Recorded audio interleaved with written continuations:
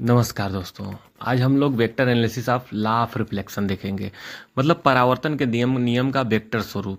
इसमें क्या करना है, ये देखो, ये जो आपतित किरण आ रही है, ठीक है, इस दिशा में हमें एकांक वेक्टर आई कैप लेना है। अभिलंब जो होता है उस दिशा में हमें एन कैप ले लेना है। जो परावर्तित किरण है उस दिशा में आर कैप ले लेना है, ठीक है। और ये जो तल है जिस पर कि ये परावर्तित हो रही है उधर आई टी कैप ले लेना है, ठीक है।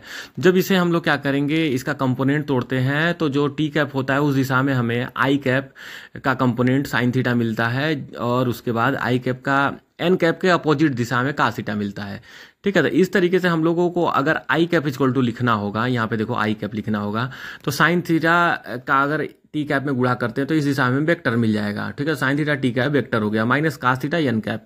ये क्यों लिखा गया माइनस में, देखो एन कैप ऊपर जा रहा है, ठीक है, लेकिन आई कैप नीचे आ रहा है, तो इसका जो भी कंपोनेंट होगा एन के क्या होगा, डायरेक्ट अपोजिट होगा, इसलिए क्या किया गया है, यहाँ पे माइनस लिया गया है।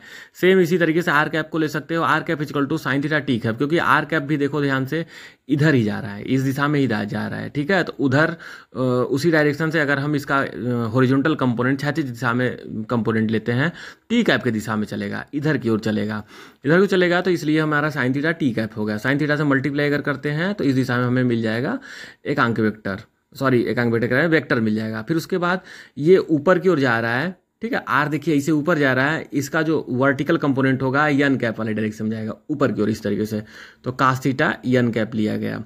चलिए, तो ये दोनों वेक्टर हो गए। अब हमें क्या कर देना है, दोनों वेक्टर को क्या करना है, माइनस करना है। जो माइनस करोगे, ठीक है, तो R cap equal to I cap plus two cos theta N cap मिल जाएगा। अब हमें क्या करना है, I cap dot N cap equal to लाना है, तो I cap dot N cap होगा मॉड में आई कैप इंटू मॉड में N cap cos pi minus theta. Pi minus theta क्यों लेना है भाई, ध्यान से देखो, ध्यान से यहाँ पर देखो एन कैप ऊपर जा रहा है, आई कैप नीचे आ रहा है, इसलिए जो थीटा लिया जाएगा ये क्या लिया जाएगा, पाई माइनस 180 लिया जाएगा, ठीक है। इस तरीके से हमें क्या मिल गया, R cap equal to I cap minus two I cap dot N cap, बाहर क्या है एन कैप है, क्यों, क्योंकि कास थीटा की वैल्यू हम लोग आई कैप डाट एन कैप यहाँ पे पुट कर दिए हैं, ठीक है, यहाँ पे।